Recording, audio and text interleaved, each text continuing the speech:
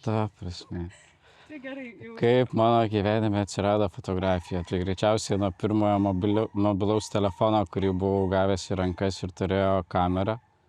Taip daugelio gyvenime, man atrodo, pastaruoju metu ir atsiranda fotografija ir jin tampa kasdienybės dalimi. Mano vienas geras draugas gyvena šiame mikrorajone Zokniuose. Ir lankantis dažnai pas jį atkreipdavau dėmesį į vietinius Zoknių mikrorajono gyventojus. Kas jie tokie, ką jie veikia, kaip jie gyvena, kur jie gyvena, kokios jų sąlygos. Vieną kartą vaikščiodamas po Zoknių mikrorajoną ėjau Felikso Vaitkaus gatve ir pamačiau tai, kas man ypač įstrigo. Zoknių mikrorajono ir laisvosios ekonominės zonos ribą. Zoknių mikrorajono dalyje Felikso Vaitkaus gatvė yra neprižiūrima, tai yra žvyrkelis, aplinkui ją stovi mediniai barakai, pastatai statyti be jokių leidimų ir taip toliau. O laisvosios ekonomikos zonoje 2 metrai nuo lūšnų yra naujai išlietos gatvės. Suprojektuoti nuostabus sandėliai, modernus sandėliai, gatvių apšvietimas, ko Zoknių mikrorajonas realiai negali pasigirti. Net ir elementaraus gatvės apšvietimo ten trūksta. Genka yra to paties mano draugo kaimynas. Tai jis yra draugiškas žmogus, nori, nenori, jis tave kartais užkalbins, pasisveikins, paklaus, kaip sekasi, kaip gyveni. Tai taip aš jį ir sutikau. Ir atkreipiau dėmesį į jo gyvenimo sąlygas, į jo buitį, į jo sveikatą, netgi sakyčiau. Ir atkreipiau dar dėmesį į tai, kaip į šį žmogų reaguoja vietos bendruomenė. Tai artimiausi žmonės, jo paties kaimynai. Aš iš tiesų, mano pirma mintis buvo fotografuoti Zoknių mikrorajono kasdienybę, buitį, kaip vietos gyventojai naudojasi žemės ūkiu, šiltnamiais, kurių Zoknių mikrorajone yra apstu ir jie yra visai šalia gyvenamųjų daugiabučių namų. Bet sutikau Genadijų ir aš tuo metu turėjau fotoaparatą ir nusprendžiau padaryti keletą kadrų su juo. Aš jo atsiklausiau, ar galiu tave fotografuoti, jis sutiko.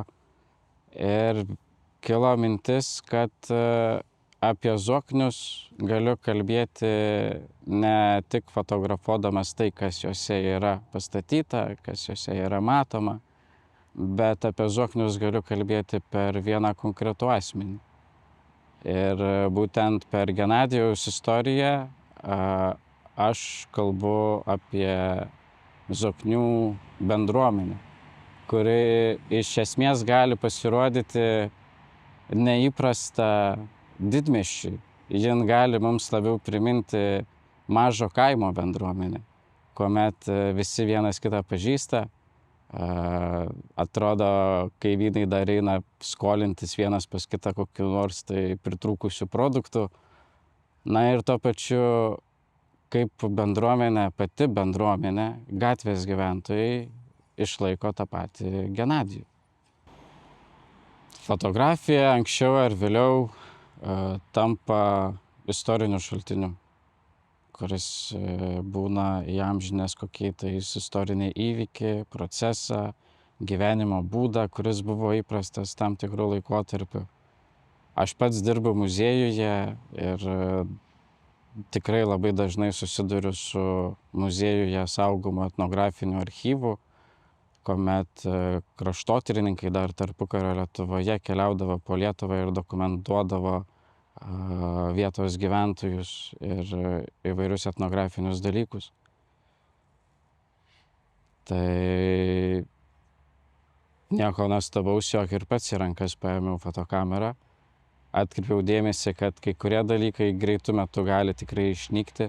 Zoknių mikrorajonas, jo žmonės, toks gyvenimo būdas, koks jis ten dabar yra, tai tik laiko klausimas, kada tai dings. Ir mes galbūt nebeturėsim jokios papildomos informacijos ar medžiagos apie tai. Tai norisi palikti kažką apie Zoknius ir ateities kartoms. Kaip jaučiuosi pirmą kartą deputuodamas? Ar galiu nuoširdžiai atsakyti šitą klausimą? Ne pirmą kartą jaučiuosi įmestas į kažkokį vandenį ir iš kurio reikia dabar išplaukti.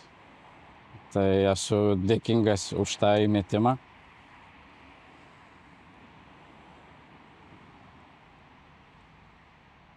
Kaip jaučiuosi, tai asmeniškai patobulėjęs. Visgi tai yra naujas žingsnis kažkoks, naujas startas gyvenime, išbandymas savęs visiškoje dar nebandytoje srityje, tarkim, fotografija, menas, parodos organizavimas realiai, medžiagos rinkimas. Net įgyvendinant šį projektą buvo tokių momentų, kai reikėjo net perlaužti save, kur atrodo man teko daryti dalykus, kurie man niekada nebuvo įprasti.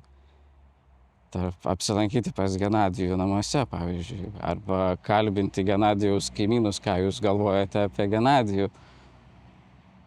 Tai vienu bendru žodžiu laimingas ir gal net sakyčiau patobulėjęs.